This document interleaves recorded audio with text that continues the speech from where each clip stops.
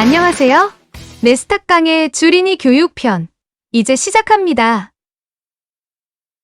이번 강의에서는 주식이란 무엇인가 두 번째 시간으로 주식에 대한 좀 더 깊이 있는 내용에 대해 알아보겠습니다. 먼저 기업의 자금 조달 방법에 대해 알아보겠습니다. 상장된 기업의 자금 조달 방법은 크게 세 가지가 있습니다. 첫 번째는 채권 발행.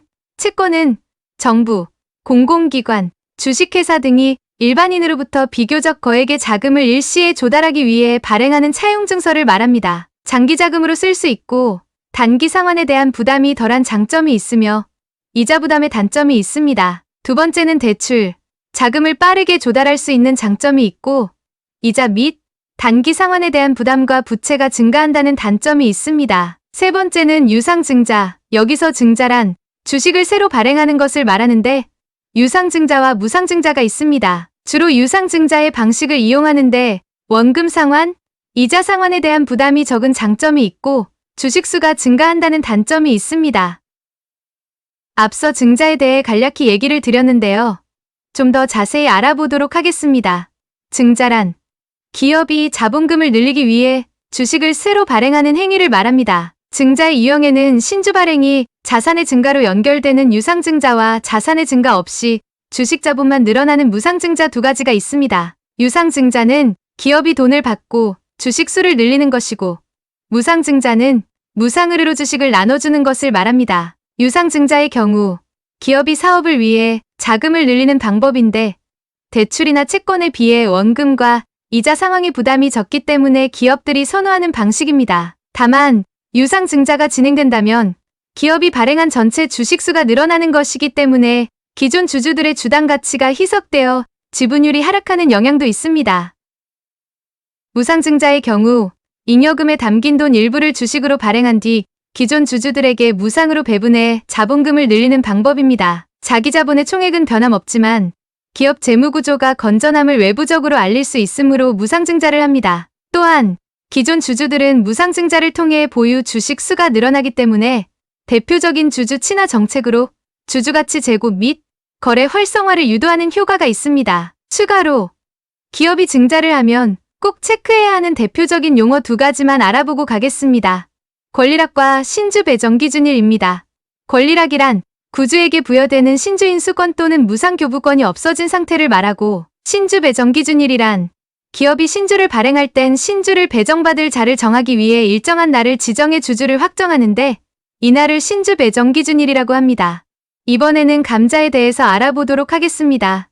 감자란 기업이 주식 금액이나 주식 수의 감면 등을 통해 자본금을 줄이는 것으로 증자에 대비되는 개념입니다. 감자도 증자와 같이 유상감자와 무상감자 두 가지 유형으로 구분되는데요. 유상감자는 기업이 주식수를 줄여 자본을 감소시킬 때 기업에서 자본금의 감소로 발생한 환급 또는 소멸한 주식의 대가를 주주에게 지급하는 방식이고 무상감자는 주식을 보유한 사람이 어떠한 보상도 받지 못한 채 결정된 감자 비율만큼 주식수를 잃게 되는 방식을 의미합니다. 유상감자는 기업 규모에 비해 자본금이 지나치게 많다고 판단될 경우 자본금 규모를 적정화해 기업 가치를 높이고 주가를 높이기 위해 주로 사용됩니다. 또한 감자의 결과로 유통되는 주식수가 감소돼 유통물량 부족으로 인해 상대적인 주가 상승 효과를 얻을 수도 있습니다. 이 같은 특징으로 인해 매각이나 합병을 용이하게 하기 위해 기업 규모를 줄일 때나 투자금을 회수하기 위해 감자를 이용하기도 합니다. 무상감자는 통상 누적 결손금이 커질 경우에 자본금 규모를 줄여서 회계상의 손실을 털어내어 재무구조를 개선할 때 사용됩니다. 그러므로 기업은 자본 잠식 상황을 벗어나기 위해 무상감자를 진행하고 주주에게는 아무런 보상을 하지 않으므로 통상 주가 하락 요인으로 작용합니다. 다음은 보통주와 우선주에 대해 알아보겠습니다. 보통주란 기업이 발행하고 있는 주식의 대부분을 차지하고 있는 것으로 가장 일반적인 주식입니다. 주식회사는 다른 주식은 발행하지 않아도 되지만 보통주는 반드시 발행해야 합니다. 누구나 거래가 가능하기 때문에 가장 활발하게 거래됩니다. 주주총회에서 의결권 행사가 가능하지만 배당은 후순위에 해당합니다. 우선주란 보통주보다 재산적 내용에 있어서 우선적 지위가 인정된 주식입니다. 기업에서 배당을 줄 때 배당 우선순위가 있습니다. 하지만 배당 측면에서 장점이 있는 만큼 기업의 의사 결정에는 의결권을 행사할 수 없습니다. 다음은 주가를 분석하는 방법으로 기술적 분석과 기본적 분석에 대해 알아보겠습니다. 기술적 분석이란 과거의 주가와 거래량 등 주식시장에 나타난 과거의 데이터를 기초로 미래의 주가를 예측하고 매매 시점을 포착하는 방법으로 흔히 차트 분석이라고 합니다. 기술적 분석의 종류를 보면 이동평균선, 추세선, 지지선과 저항선을 이용하는 추세 분석, 주가의 패턴을 활용하는 패턴 분석, MACD, RSI, 스토캐스틱, 볼린저 밴드 등을 이용하는 지표 분석, 다우 이론, 엘리어트 파동 이론 등 구조적 이론을 이용하는 분석법이 있습니다.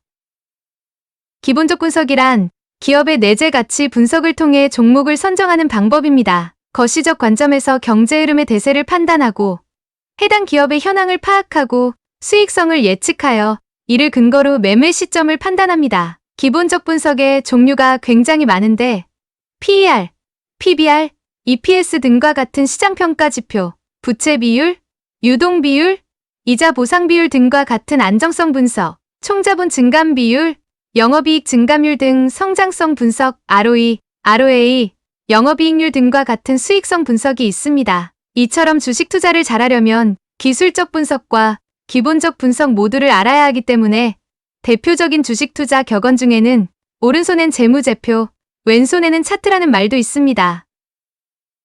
이번 네스탁 강의는 주린이 교육편으로 주식에 대한 전반적인 이해를 돕기 위하여 기업의 자금 조달 방법은 무엇이며 보통주와 우선주, 기술적 분석과 기본적 분석에 대해 알아보았습니다. 감사합니다.